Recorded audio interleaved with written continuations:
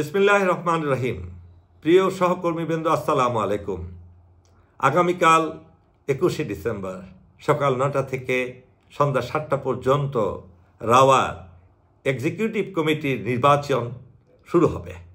আপনারা আপনাদের মূল্যবান ভোটটিকে দিয়ে আপনারা একটি শক্তিশালী রাওয়া গঠন করার সুযোগ করে দেবেন। আমি বিগত সময়ে আমার প্রতিশ্রুতি, আমার পরিকল্পনা আপনাদের কাছে তুলে ধরেছি।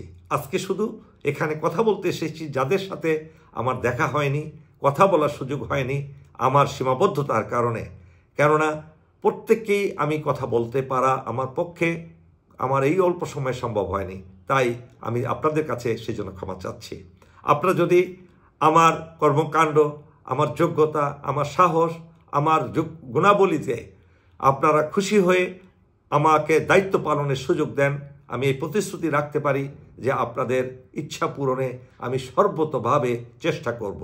রব্বুল আলামিন আমাকে সে শক্তি দিয়েছেন, সাহস দিয়েছেন, ইমানি শক্তি দিয়েছেন, যে কোনো জায়গায় আপনাদের সমস্যা আমি তুলে ধরতে পারবো।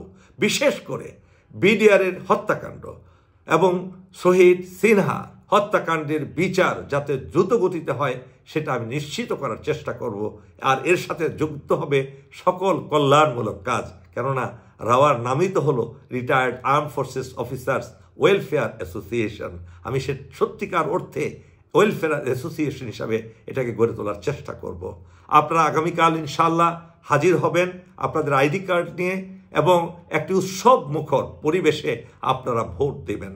আল্লাহ যদি আমাদেরকে তৌফিক দেন, অবশ্যই ইনশাআল্লাহ রাওয়া দেশের মুখ উজ্জ্বল করবে, সামরিক বাহিনীর মুখ উজ্জ্বল করবে।